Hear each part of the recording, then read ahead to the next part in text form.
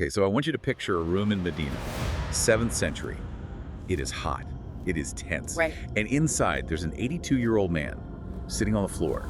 He's the ruler of this massive empire stretching from North Africa all the way to Persia, but he's undefended. And he's fasting. He's fasting. He has a manuscript of the Quran open on his lap. Outside his door, you can just hear this deafening noise. Thousands of angry protesters. Shouting, demanding he resign. Then you hear wood splintering, the door gives way, swords are drawn, and just like that, the leader of the Muslim world is dead. His blood is soaking into the very pages he was reading. It's a scene that, it feels almost too cinematic to be real, but it's arguably the single most consequential moment in Islamic history after the death of the Prophet himself. And that's what we're unpacking today, the assassination of Uthman ibn Affan, the third caliph. Yeah.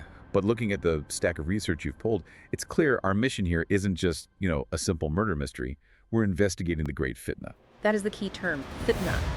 It translates to trial or temptation or civil strife. And this event, it's like the big bang of sectarianism. The moment it all fractured. It's the moment the Muslim community splits into the political and religious divisions we know today, Sunni and Shia. Before this, you had disagreements, sure. After this, you had a civil war. And to understand how it all fell apart so spectacularly, we're looking at a really diverse and, frankly, contradictory set of sources. Absolutely. We've got the classical Sunni histories like El-Tabari, which give us the traditional narrative. And then on the other side, You have Shia sources, including sermons from the Naj al-Balagha, which offer this scathing critique of Uthman's rule. And then you have modern academics like Wilfred Madelum trying to strip away the theology and just look at the raw politics of it. and the tension between these sources is what makes this so fascinating. Because if you stick to the Sunni accounts, Uthman is Dhul Nurayn, the possessor of two lights. A saintly, shy, generous man. A martyr killed by this mob of ungrateful rebels. But then you flip the page to the critical or Shia tradition. And he's a usurper. He is the man who turned the spiritual caliphate into a venture capital project for his corrupt relatives. For them, his death wasn't a tragedy, it was a necessary correction. That is a massive spectrum, from Saint Caude to venture capitalist. So let's start at the beginning. To understand the assassination, we have to understand the man who was Uthman before he was the caliph. Uthman was a merchant, and not just a shopkeeper, he was a tycoon. Right. He came from the Banu Umayyah, the Umayyad clan. And this context is so crucial because in pre-Islamic Mecca, the Umayyads were the aristocracy. They were the power brokers, the 1%. And they were also the ones who led the opposition against the Prophet Muhammad for years. His family were the arch enemies, really. But Uthman was the anomaly. He broke ranks with his own elite family and converted to Islam very early on. He wasn't a warrior, though. He was a financier. A financier. The sources all emphasize that while he didn't fight much, he funded the movement. Right, I saw notes about him financing the Tabuk expedition almost single-handedly when the community was completely broke, and buying the well of Ruma to make it public. Exactly. He used his capitalist skill for the community's benefit, and his status was really cemented by his marriage. He married the Prophet's daughter, Ruqayya. Then after she died. He married her sister, Kulthum. That's where the title possessor of two lights comes from. Marrying two daughters of the Prophet, that's a credential you just can't fake. But looking at the critical analysis, there's a big gap in his resume that comes back to bite him. The Battle of Badr. Ah, yes. Badr. This is the foundational battle of Islam. If you were at Badr, you were warrior elite. Uthman wasn't there. He wasn't. Now, in fairness, the traditional explanation is that his wife Ruqayya was dying of smallpox. He stayed back to nurse her, and the Prophet explicitly excused him. He even gave him a share of the spoils. Which seems like a perfectly valid reason for a husband. For a husband, yes. But for a political leader in a society that valued martial valor above almost everything else, it was a weakness.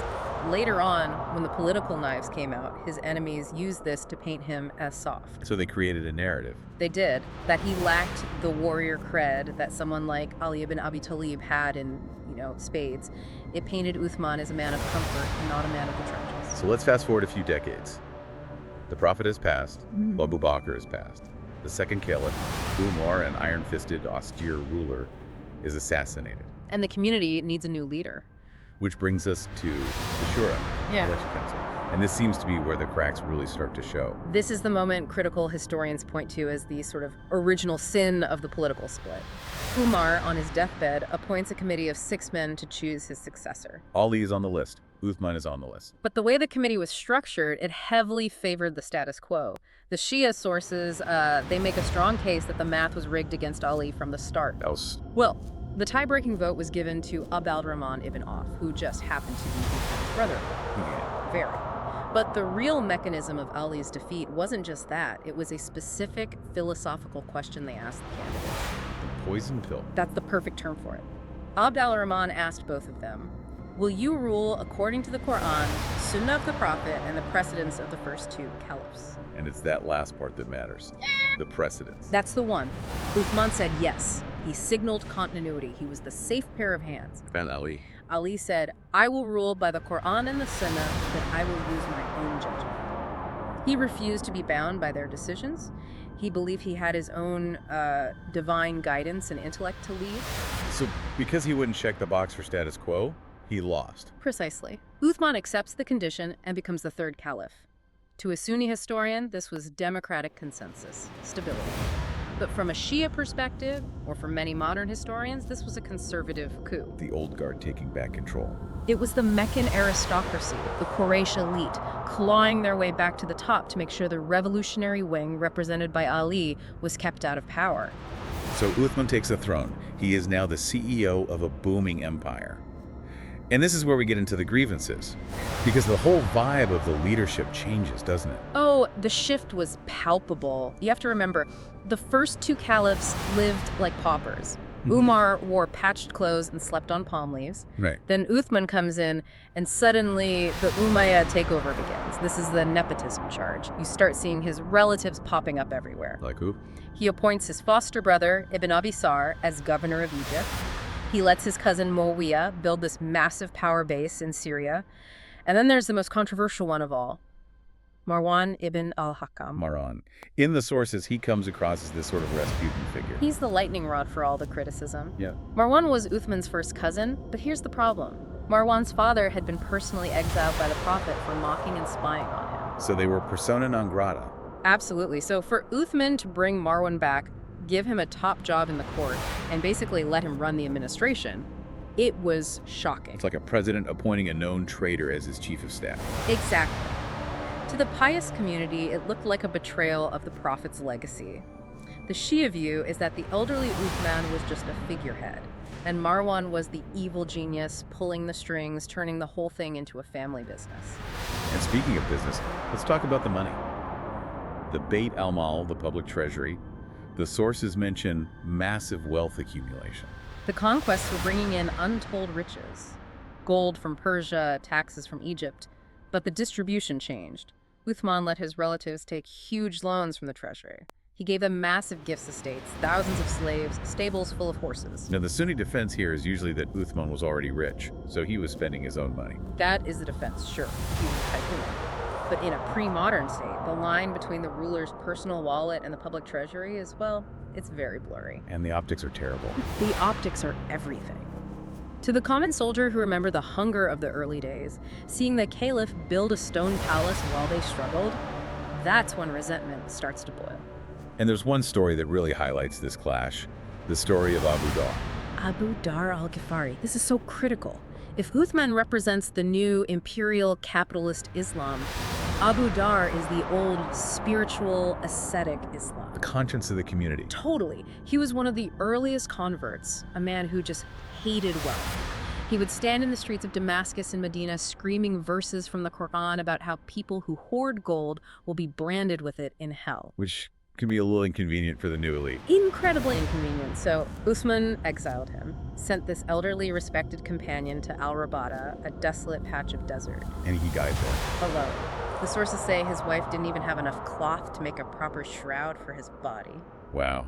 That image, Yeah. it feels like a turning point in the narrative. It's not just politics anymore. No, it's a battle for the soul of the religion. It signaled that the era of brotherhood was ending and the era of empire was beginning, and empires prioritized stability and wealth. And if that wasn't enough to stir the pot, Uthman then touches the third rail of religious leadership. He decides to standardize the Quran. This is, arguably his greatest and most lasting achievement, but at the time, his enemies saw it as an act of pure tyranny. Walk us through this, because today every Muslim reads the same Quran. It seems like an obvious good. Why was it so controversial? It's about control. Before Uthman, you had different codices held by different companions. Ibn Masud in Kufa, Ubay ibn Ka'b in Syria. They had slight variations, in dialect or the order of It chapters. was more organic. Right. And Uthman decided this was dangerous. He feared the community would split over these differences, so he ordered one standard text to be produced and commanded that all other manuscripts be burned. Burning the Quran, that is a difficult image to sell. It was explosive. The Sunni view is that he saved the text from corruption, a masterstroke. But the critics were asking, why are you burning the word of God? And more suspiciously, what are you hiding? If the Umayyads are in charge and burning variants, are they editing the text to suit their own power? That was the fear. Yeah. And there was a companion in Kufa, Ibn Masud, who refused to hand over his copy. He basically said, I learned this directly from the lips of the Prophet while Uthman was out doing business. What happened to him? He refused to yield. And the sources say Uthman's men beat him for his defiance. So the pressure cooker is full. You have economic inequality, political nepotism, the exile of the pious, and now the state-crushing religious dissent. This brings us to the climax, the assassination. But it wasn't a sudden attack, was it? No, it was a full-blown insurrection, a siege. Rebels marched from Egypt, Kufa, and Basra. They converged on Medina and camped right outside the Caliph's house, demanding he step down. And this goes on for 40 days. But the tragedy of it all, the part that's so frustrating, is that it almost ended peacefully. It was incredibly close to a resolution. Uthman addressed the crowd. He wept. He admitted his mistakes. He promised to banish Marwan and restore the old, austere policies. And the rebels were satisfied. They were. They actually packed up their tents and started the long march back to Egypt. And then, the letter. The mystery writer. As the Egyptian rebels are heading home, they spot a messenger riding furiously away from Medina, trying to outpace them. They intercept him, they search him, and they find a letter. Stamped with Uthman's official seal. Addressed to the governor of Egypt. And it doesn't say, welcome these guys back with open arms. It says, essentially, when the rebel leaders arrive, arrest them, execute them, and crucify them. That is a betrayal of the highest order. If that letter is real, he signed their death warrants while shaking their hands. It destroyed all trust, instantly. The rebels turned back, absolutely enraged, and surrounded the house again. Now, Uthman swore on the Quran that he did not write it. He swore he didn't even know about it. Do historians believe him? The consensus, even what the rebels suspected then, is that Marwan wrote it. Marwan had access to the seal. He likely saw Uthman's compromise as weakness and took matters into his own hands. But to the rebels, that distinction didn't matter anymore. No.